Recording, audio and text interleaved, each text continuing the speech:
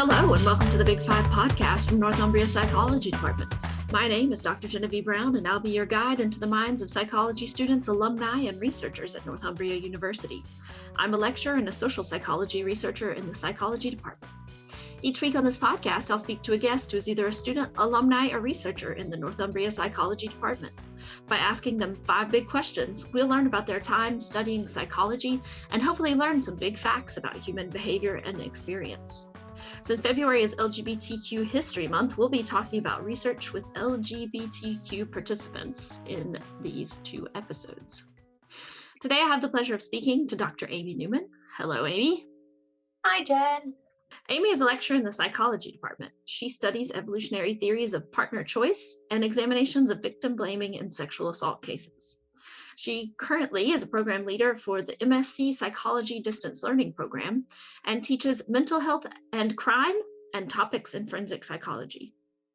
Just a note for our listeners today, this episode will contain discussions of sexual assault, rape, hate crimes, and violence against LGBTQ people, particularly trans people. So if you're not comfortable with those topics, please skip out on this episode and come back in 2 weeks for our next episode. All right, so Amy, not exactly a joyful topic, but a very important one to study.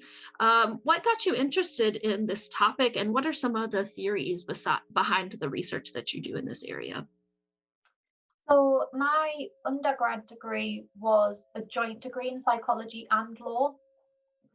So kind of the whole of my undergrad was thinking about how the law and psychology intersect. And so a big chunk of that is sort of forensic psychology, socio-legal psychology, and sort of straight away, as soon as we started learning about things like sexual offences, it was just very gendered. And even on my undergrad, that didn't sort of sit right. Like even the definition of what rape is very gendered and heteronormative. And so my undergrad thesis and my master's thesis were all about victim blaming in sexual assault cases and how the public and how jurors can take what we call rape myths into account when they're deciding on whether or not a perpetrator is guilty.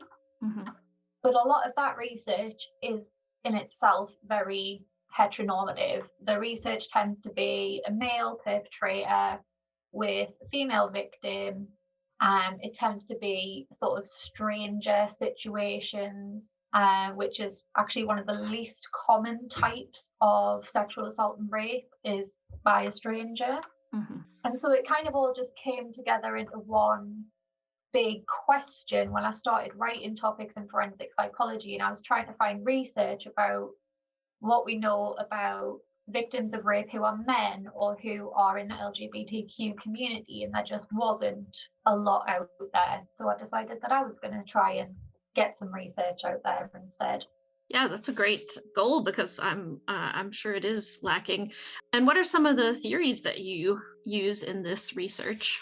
So a lot of it is to do with rape myths. So rape myths are stereotypical and false beliefs that put blame onto the victim or reduce blame on the perpetrator. And this kind of is why we see people not reporting their sexual assaults to the police, because they're worried that they're going to experience the effects of these rape myths, like they won't be believed or they'll be blamed, or they're making it up for attention or because they regret what they did. And the theories behind that are there's a few sort of key ones. There's the just world theory, and this is all about how as humans we need to assign some order and logic to the world, because if we think the world is completely random, that is just too chaotic for our brains to handle.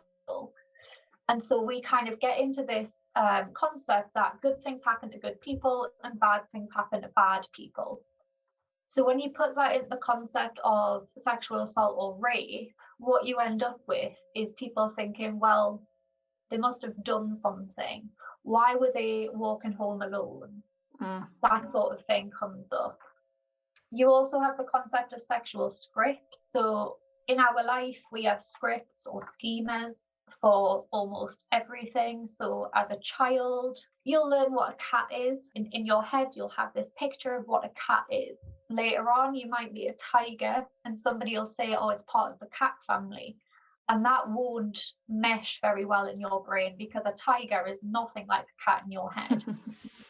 And we have this for all sorts of sexual experiences. So how you expect a sexual experience to go. And what we see is that when people have cognitive schemas for rape, it tends to be a stranger scenario.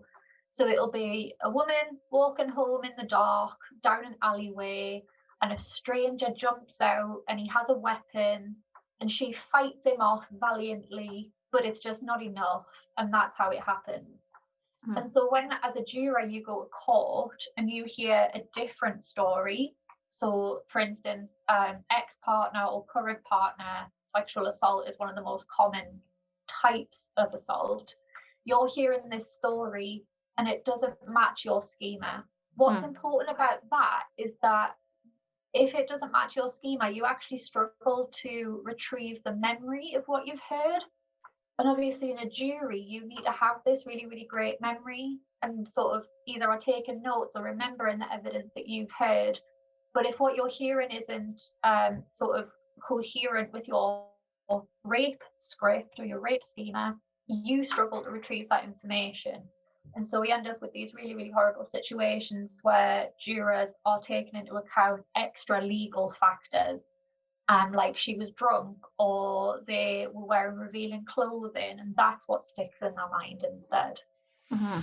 Yeah. Yeah. So our ideas about what we're about to hear as jury members might conform to those schemas that we already have in mind. Yeah, exactly. How do you go about studying rape myths and these topics? What are some of the methodologies of the studies that you've used? So a lot of it that we've done is questionnaire based, and at the moment it's mostly prevalence based. So has this happened to you? Yes or no.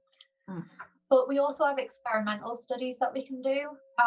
So I did an eye tracking experiment a couple of years ago where we gave the participants a fake news article, and it was mocked up to look like it was just a normal BBC article. It was about a rape case. They read it and then answered some questions. And what we were interested in was where they looked back to when they were deciding these questions about who is to blame, do you think this person is guilty, and so on. And what we actually saw is that in the condition where the CCTV of the victim was wearing like a crop top and a miniskirt, people were actually focusing more on her picture when they were answering, is the perpetrator guilty, than they were actually reading any of the facts. Wow.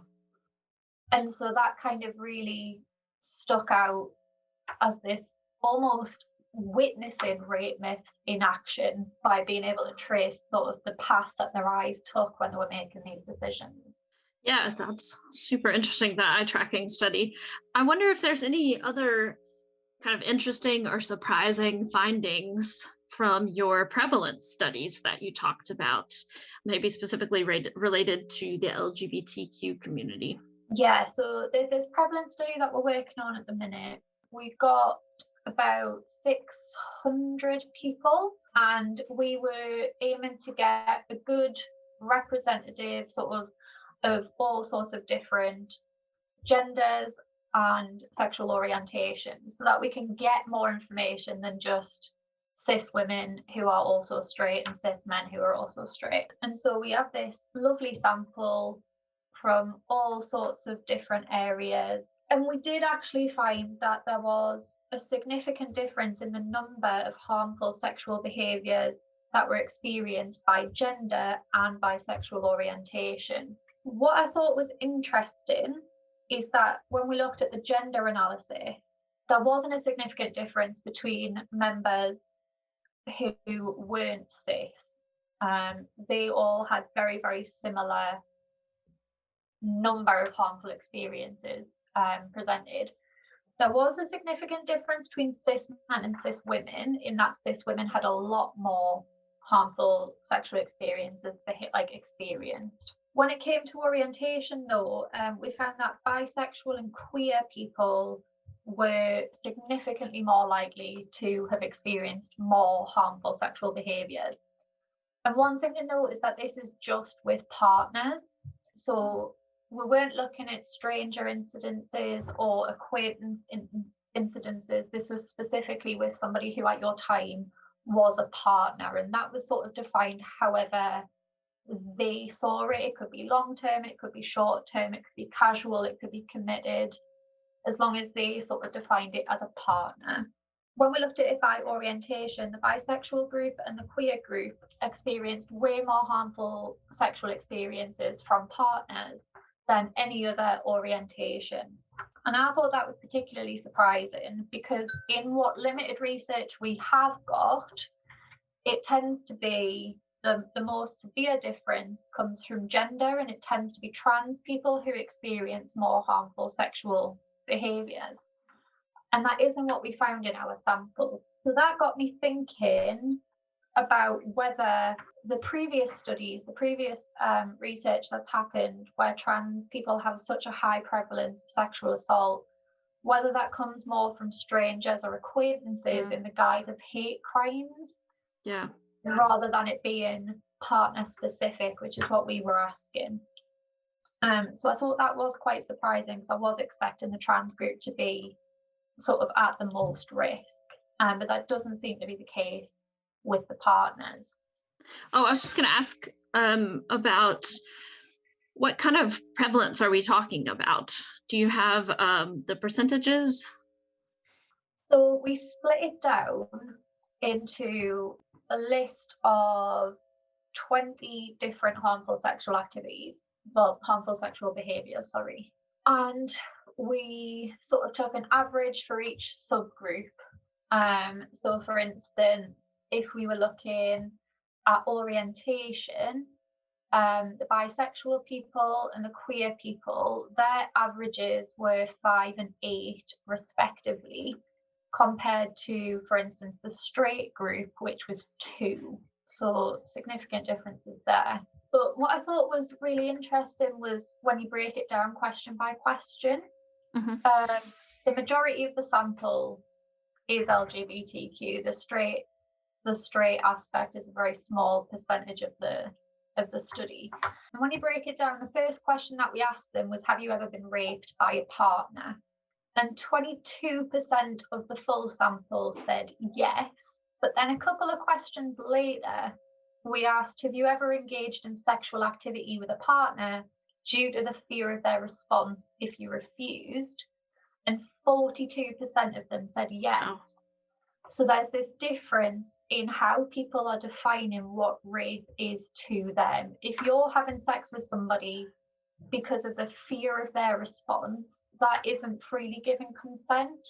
And so, you know, that is sexual assault, that is rape, but people aren't conceptualizing it in that way. More than double of the people who said they've been raped answered yes to that question. So it kind of has that flow the whole way through. So like, have you ever engaged in sexual acts due to being made to feel guilty by a partner? And that was 49% of the group. So we're seeing these huge percentages of the group engaging in these harmful sexual activities, but not understanding or not conceptualizing that to be rape or sexual assault. And I think that's what's most concerning about all of this. And I think a lot of that comes down to how the law defines rape and sexual assault, particularly for LGBTQ victims. Yeah, I was just about to say I'm actually surprised that it's as high as 22%, because I don't know if you asked specifically a sample of straight participants if it would be that high. And I wonder if that's because people in the LGBTQ community might actually be more aware about consent. That was something that we were interested in. So we did have a small qual part for this study, where we asked them to define in their own words what they thought rape was. And we do see a real difference in how the LGBT sample defines what they think rape is compared to the cis straight sample. The cis straight sample is very much almost sort of strictly following the legal definition. Like there was a lot of mention about penises. The queer sample was a lot more open. It was more things like there doesn't have to be penetration, any sexual act can be rape, more open discussion about consent and sort of more detail about what consent actually meant versus some of the straight participants where it was, somebody has to have penis and vagina intercourse against your will. So I thought that was quite an interesting difference. Yeah, that's very interesting. I also wonder about the high percentages of maybe you call it coercive sex when in situations where you're afraid your partner might be angry or you feel guilty about it, maybe because of some of the pressures on LGBTQ people in society. You feel like you need to keep your partner at all costs, and so that might kind of pressure you in those situations. I wonder if you had any data about that in your study. Yeah, so I think that's a great point, and I think it almost sort of links into some of the stereotypes that can come across in the world about LGBTQ people. Like, for instance, particularly strong stereotypes about gay men being very promiscuous, and whether or not people are internalizing that into thinking that is how I need to behave in order to keep my partner. Mm.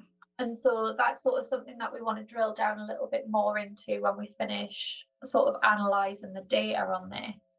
But yeah, I definitely think there's something about stereotypes and how people perceive each other, or how people perceive how many options they have as an LGBTQ person. If I lose this person, am I going to be able to find somebody else who's accepting of me? Mm-hmm. And that sort of kind of all fits into maybe people not quite realizing that this behavior is coercive and more just it's part and parcel of a relationship. We're not teaching people in schools what all relationships look like. Mm-hmm. A lot of the sex ed in schools is, again, very heteronormative, very cis, if there is any at all.